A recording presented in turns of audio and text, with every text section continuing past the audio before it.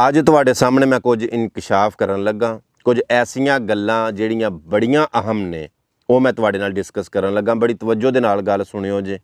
गल्लां बहुत अहम ने लेकिन इस टॉपिक ਦੇ ਉੱਤੇ ना ही कोई टीवी चैनल ਤੇ गुफ्तगू कर रहा, ना ही कोई आम बंदा गल करदा पिया, ना कोई खास करदा पिया। सो मैं रिक्वेस्ट करांगा गल सारी मुकम्मल सुनियो जे। छोटी जी गल है, लम्मी गुफ्तगू नहीं। दूसरे नंबर ते मेरी अर्ज़ ये है कि गल सुन के ते अगे शेयर लाजमी करियो, ये तुहाडे उत्ते फर्ज है बल्कि करज है। वो गल ये कि कुछ दिन पहला यूनान दे विच एक बहुत वड्डा कश्ती हादसा होया जिहदे विच 100 नाल लोग मारे गए और उन्हां दे वफात दे उत्ते मौत दे उत्ते बहुत ज़्यादा अफसोस और दिल अफसुरदा है। लेकिन जो होना सी वो तो हो गया। बहुत वड्डा सानिहा होया ना, वो तो जो होना सी हो चुकिया। लेकिन साडे पाकिस्तानियां दियां कई दर्जन पाकिस्तानियां दियां मय्यतां यूनान दे सरदखाने दे विच पईयां ने, जिन्हां दा वाली वारस ही कोई नहीं, जिन्हां नूं वापस मंगाण वाला ही कोई नहीं। 5 जुलाई तो पाकिस्तान वापसी मय्यतां दी जिहड़ी है ना रवानगी शुरू होएगी। लेकिन किवें कि हफ्ते दे विच सिर्फ 2 मय्यतां आउंदियां, फिर अगले हफ्ते 2 मय्यतां आउंदियां, फिर उदों अगले हफ्ते 2 मय्यतां आउंदियां। हुण जिहड़े दर्जना पाकिस्तानी फौत होए मरहूम उत्थे पे ने सरदखाने दे विच, उन्हां दे वापस आउंदियां फिर महीने लग जाणदे। मेरी गल करन दा मकसद ये वे कि जिन्हां ने अपने प्यारिਆਂ ਨੂੰ भेजिया, घर वेच के, जमीन वेच के, जेवर वेच के, प्लाट वेच के, घर गिरवी रख के वगैरह वगैरह जिमें भी भेजिया, पहलां तो उदों मर गए, फिर जदों उन्हां दे प्यारे उत्थे जान बहक हो गए, शहीद हो गए, घर दे फिर उदों मर गए, टुट गए एक बारी।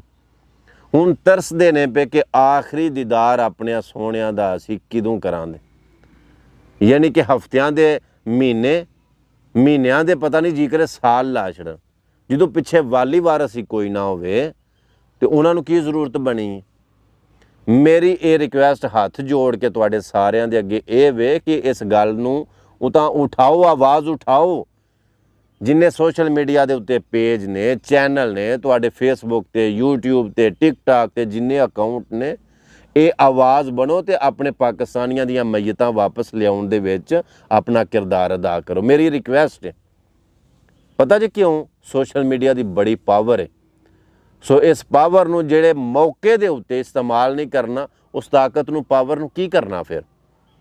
ये जिहड़े वड्डे शहनशाह ने, इन्हां दा कुत्ता भी बीमार होइए ना तो उन्होंने भी बाहर दे मुल्क खड़न वास्ते इन्हां कोल तैयारे है ने, जहाज़ है ने। लेकिन पाकिस्तानियां दे आम लोकां दी इन्नी भी कदर नहीं कि उन्हां दियां मय्यतां उत्थे रुलदियां होण पईयां ते एक तैयारे या 2 तैयारे भेज के ते अपने पाकिस्तानियां दियां मय्यतां ही वापस लै आउण, हालांकि मरे भी इन्हां दे हत्थों। सो इन्नी आवाज़ उठाओ, इन्नी गल नूं उतां तक लैके जाओ ताकि किसे नूं तुहाडी गल दा असर होवे। मेरा काम सी नींह रखना, बुनियाद रखना। सो मैं अपनी गल करके अपना हिस्सा पाया, बुनियाद रखी है। सारे मिल के अपनी अपनी इट लांदे जाओ तो इस गल नूं उतां उठाओ ताकि इस गल दा एक्शन लिया जाए। शेयर लाजमी करो और सारे पाकिस्तानी मरहूम पाकिस्तानियां दी आवाज़